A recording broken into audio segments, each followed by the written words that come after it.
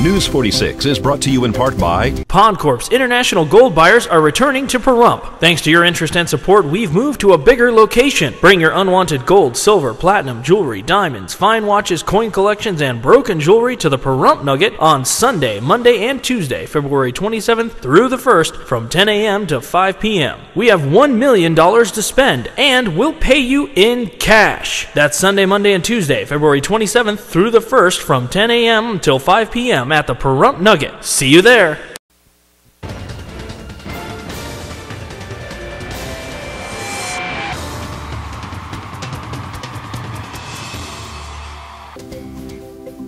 News 46 is brought to you in part by the Pahrump Nugget Hotel and Casino, located at the intersection of Route 372 and Highway 160 in the heart of Pahrump. You can call the Pahrump Nugget at 775-751-6500, or you can visit their website at www.parumpnugget.com.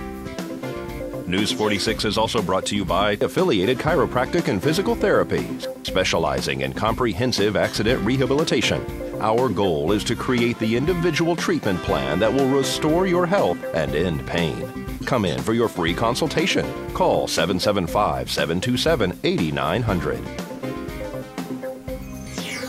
Pahrump's #1 media source for local news, weather, and sports.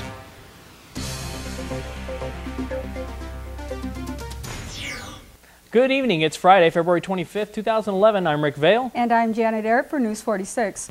What is Grange? A national organization committed to service with the power to bring about legislation. They are looking to start a chapter here in Pahrump, and News 46 spoke to Randy Lewis about Sunday's meeting at the Senior Center.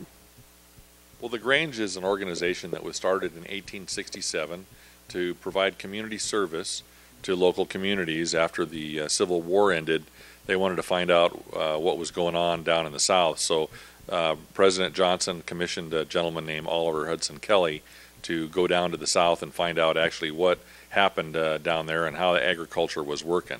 And when he came back, he decided that there was really not a lot the federal government could do, but he felt that an organization could bring families and the communities closer together and help heal the wounds after the Civil War. So he began the organization, and the result was by 1900 they had over 1 million members in the National Grange nationwide. Tell me about the event at the Senior Center. When is it and what time? It's on Sunday the 27th, this next coming Sunday, at 1:30 p.m. Jim, the president of the Senior Center, and Ann Blankenship were kind enough to allow us to use the center, and so we're going to have it there, and then we invite all the community to come in and hear about the Grange, and if we have a lot of interest, which I know we will, based on a lot of the people I've talked to here in Pahrump, then we're going to start a chapter here. We have community service projects as well as youth projects. We have speech contests.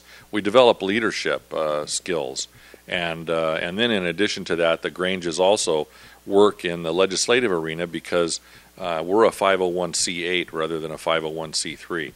What that means is that we do legislative lobbying, and so we have the ability to be able to work with the county supervisors, with the state government, with the federal government, and help change. And the Grange is a vehicle for change.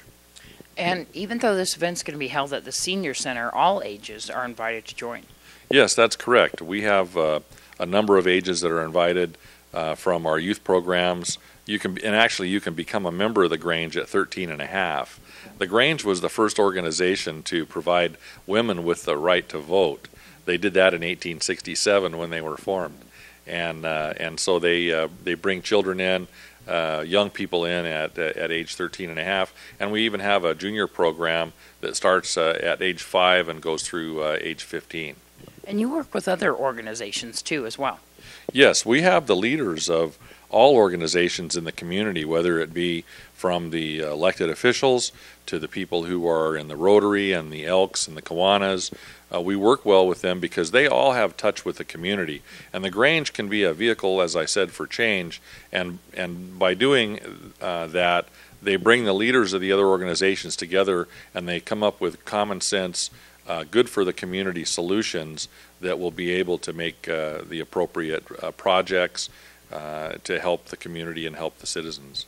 They can contact me either via email, and my email address is Randy, R-A-N-D-Y, and then the numbers 7547 @gmail.com, or they can call me on my cell, and that's area code 818-219-2382. Thank you so much, Randy. Thank you very much. Ian Deutsch would be proud that a golf tournament in the fallen deputy's name would help disabled children and their families. Deputies Eric and Paula spoke to Deanna O'Donnell about the details. It'll be 1 year, April 26th, since we lost K-9 Deputy Ian Deutsch when he responded to Terrible's Lakeside regarding a domestic dispute in which he was shot.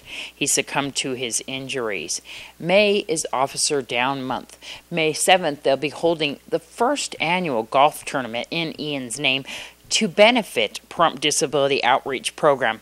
May 5th, Ian's name will be revealed up in Carson City on the wall, and May 15th, his name will be revealed up in Washington, D.C. on the wall there. We're going to speak to Eric Murphy and Paula Cooper. We've got together and we're going to do the first annual Ian Deutsch Memorial Golf Tournament out at Mountain Falls on May 7th of 2011. Wonderful. Tell me what this consists of. It'll be the shotgun start, and there'll be lots of raffles, lots of donations for that. And Saïda Trudeau has even provided a vehicle valued at $30,000 if you get a hole-in-one. You can win this car. Wow, that's exciting. Yeah, it's great. And if they don't like the car that is actually provided, they've agreed to allow you to use that $30,000 value towards a new vehicle. Wow. And there'll be a buffet, dinner, and award ceremony also. That's very exciting. So this is going to be a lot of fun. What's it benefiting? It's benefiting a Pahrump Disability Outreach Program that Paula is heading up. It's a nonprofit organization for children with disabilities. There's so few services here in Pahrump that we're trying to work on getting more services out here. But also we provide support groups for families. We do social outings with the children, and we have a lot of resources available for families. This has really become a hub for all types of disabilities, inclusive, hasn't it? A lot of parents had to go to Vegas and elsewhere to seek services. Yeah, most of the organizations are strictly for Down syndrome or strictly for autism, strictly for cerebral palsy. We didn't want to do that. David and I, when we started it together, his child has Down syndrome and mine has cerebral palsy. And, you know, they all have special needs. They all need, you know, specific things. So we figured it was best just to include everybody because it helps all of us. And for more information, they can go to the website. Yes, we are on Facebook, Pahrump Disability Outreach Program, or they can check out our website at www.pdop.info. Can people donate all the time to PDOP? Absolutely. Yeah, there's on the website, there's our address they can mail check into, or they can pay through PayPal, and all of it is tax deductible. Wonderful. And so, Eric, tell me a little bit more about the golf tournament. People can sign up now for it, can't they? Yes, they can. They can sign up by contacting me, or they can go to PDOP's website, and there's contact information on there to get all my contact information. It was just something me and Paula sat down and planned together just to remember Ian. He liked to play golf, so we figured it'd be a good time and raise some money for a good program. They can contact me on my cell, and I'll give them all the information. That number is 775-253-9771. Thank you so much. Thank you. Bye-bye. And as we go to our first break of the evening, here's a word from our good friends at the Pahrump Nugget. Good morning, everybody, and this is Dina from the Pahrump Nugget. Happy Friday. Couple things I want to tell you about. We've got all kinds of stuff happening over the next few days, so I'm going to spend a minute just inviting you to spend some time with us here. On Saturday, Sunday, and Monday, we have the international gold buyers coming to town, and they're going to be here in Banquet Room 1 from 10 to 5 each day, Sunday, Monday, Tuesday, which is the 27th, 28th, and the 1st. And they're going to be here to look at your gold, silver, and silver coins. If you want to sell some stuff, come on down and see them. Felix is bringing his team. He and Ben will be here just to see what you got. Please come and see them. Also, Wednesday, guess what? It's Ladies' Night again. And we have our Mardi Gras theme this month. So wear your beads, your bright colors, your turquoise, your purples, your yellows. Come and have some fun. We have a live band that's going to play for us, some nice Cajun music, some regular top 40. We're going to have a really good time, and we're going to serve a little bit of jambalaya just to tickle your fancy. Also on March 2nd, Jeff in the Poker Room is doing a poker tournament that will benefit the local VA hospital. So check out with Jeff and his team over there if you'd like to participate. They'll tell you all about how to buy in, what time it starts, and all that good stuff. But it's a great opportunity for you to come and be a part of the community that way. You know, we always say things at the Nugget like come and see us, but we have some great events that hopefully you'll come by. We have our great buffet. We have our steakhouse. We have the cafe. We have kids' ventures. We have a bingo hall that is fantastic. And you know that Rick calls bingos almost every Wednesday, or he tries to anyway. I'm also going to start calling bingo, so as soon as I know what dates that is, I'll let you know and you can come down and see us. But Jeff and his crew in the bingo room are really excited about having you come and play some bingo with them. You know, we have a beautiful bowling alley with a snack bar. And did you know, if you haven't already, we have remodeled our 11th Frame bar. We're calling it the 11th Frame Lounge. We've got a great team up there. It's beautiful. If you haven't seen it, please take a walk up there and take a peek. I think you're going to find it might be the place you want to hang out for a cocktail after your long day. Anytime you want to come and see us, we have a wonderful group of people here. All of our team members are ready to see you, and we'd love to see you. Have a great weekend. Remember to be safe, and we'll see you next week. News 46 is brought to you in part by the Pahrump Nugget Hotel and Casino, located at the intersection of Route 372 and Highway 160 in the heart of Pahrump. You can call the Pahrump Nugget at 775-751-6500, or you can visit their website at www.parumpnugget.com. News 46 is also sponsored by Affiliated Chiropractic and Physical Therapy, specializing in comprehensive accident rehabilitation. Our goal is to create the individual treatment plan that will restore your health and end pain. Come in for your free consultation. Call 775-727-8900.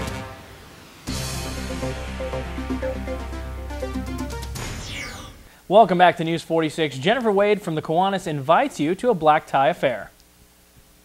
I'm actually here on behalf of Kiwanis.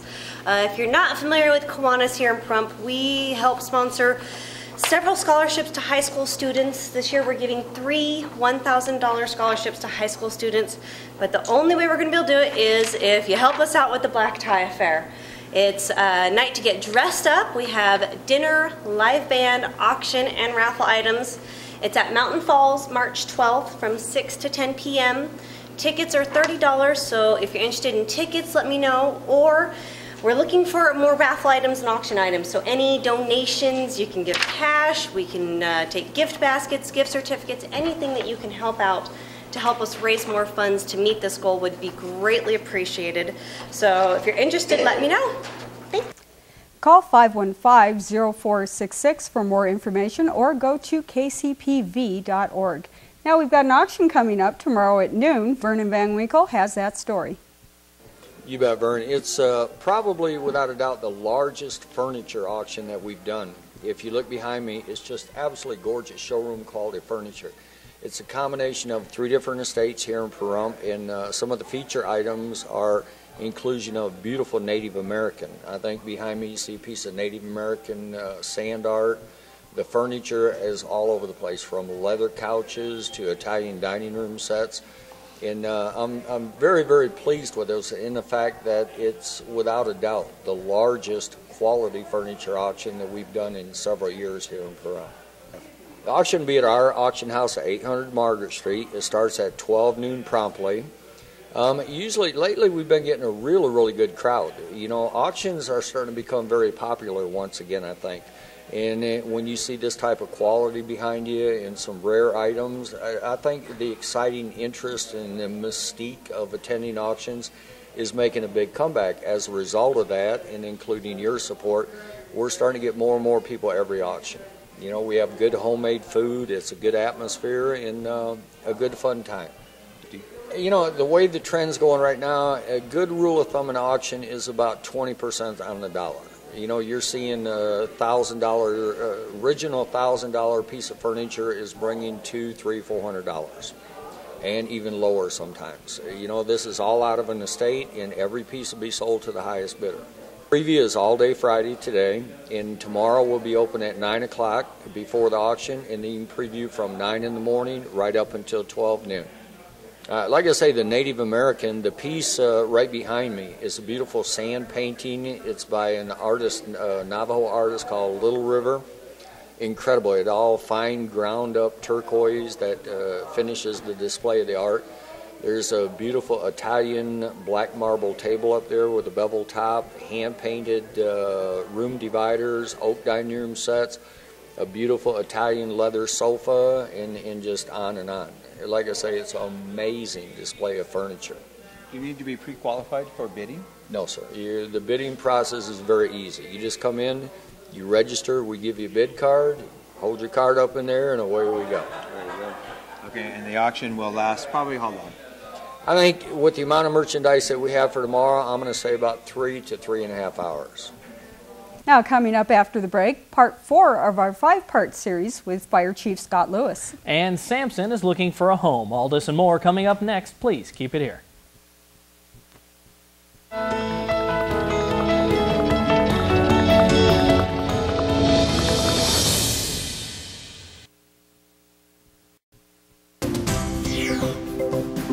News 46 is brought to you in part by the Pahrump Nugget Hotel and Casino, located at the intersection of Route 372 and Highway 160 in the heart of Pahrump. You can call the Pahrump Nugget at 775-751-6500, or you can visit their website at www.parumpnugget.com. News 46 is also sponsored by Affiliated Chiropractic and Physical Therapy, specializing in comprehensive accident rehabilitation. Our goal is to create the individual treatment plan that will restore your health and end pain. Come in for your free consultation. Call 775-727-8900.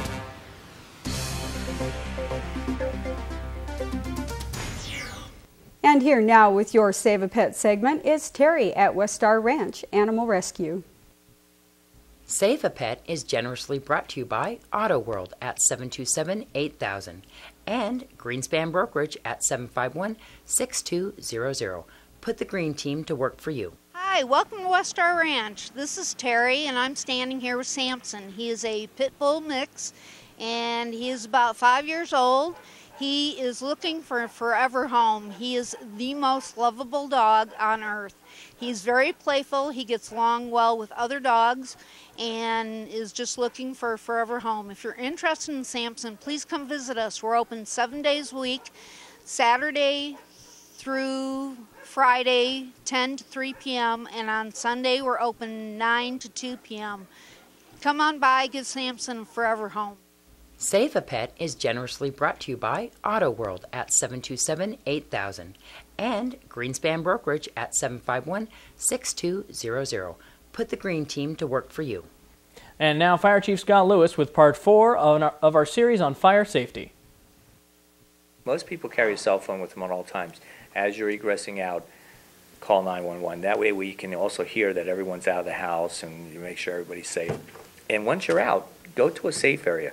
Don't be right next to the structure because bad things can still happen. And what about teaching your kids how to dial 911? A little bit about escape routes out of the home. Yeah, that's something we go over with the children in their schools, but parents need to reinforce it. That's our partnership with the parents. We're here to help them succeed in making sure that our families are safe. And so we practice with the kids on a regular basis. We go out to their schools. Every opportunity we get, even if we go to a school for an alarm system and the kids have been safely evacuated as part of their drill and their plans and processes, we still try to use it as an opportunity to meet with the kids and talk to them. We'll bring them up to the fire truck and say, hey, what do you do in this case? So we kind of quiz them, and we find them very, very receptive. Well, they have fire drills at school, but home? Well, the home's the challenge, and that's just it. We're hoping that they take the message back to the parents, but we also meet with the parents, and it's very important. And again, we form those really important partnerships. And what do those partnerships really forge? Number one is if the parents think that they have a problem with one of the kids, and possibly what we call a juvenile fire setter, or has a curiosity about fires, if they contact us, we will do everything in our power to help them manage that system. We will come out to the house, we will bring them into the fire station. There's a number of different means and methods. Now, if we're starting to see a pattern of repeat, then there's more formalized processes both in the department and external. Let's talk about kids who, or other people who are having problems lighting fires. Let's say there's a difference between a person is having some issues with lighting fires. How do you distinguish, and do you call if your kid has even lit one fire? Yeah, and yes, and the answer to your last question first. If your child has set a fire on your property or in your house, you should notify the fire department no matter what. First of all, it gives us a report and allows us to generate funds and things like that for juvenile fire setter programs across the country. But they need those statistics to know what ages are affected by juvenile fire setting so they can get the appropriate resources given those age areas or age categories. So the information is critical. Number two is fire curiosity is a huge issue. But what we want to do is we want to manage it at that level. In other words, what is the identify the issue, remedy the issue, and then monitor for effectiveness. So let's say you as a little girl, you had intervention where the fire department came out, they spoke with you in the presence of your parents, reinforced fire safety to you, and lesson learned, and you go on and you no longer set a fire. That's a successful outcome. Does that give your kids a record? I mean, people not are a criminal thinking, record, no. Turning in your kids and instead of them handling it. Well, and I appreciate that approach with parents, I do, and a lot of times that's effective, but in some cases it's not.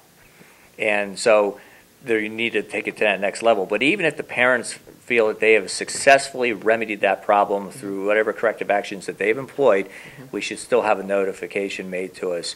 And that way we can go out and at least talk with the parents and follow up with them saying, are you having any additional problems? They said, no, I think the problem's solved. That's a great outcome, and that's what we want. All right, so we got rain, we got snow, and we got wind. I called Minnesota and I told them to take their weather back because we're sick of it. Folks, we got your 7-day forecast coming up right after this break. Please don't go anywhere.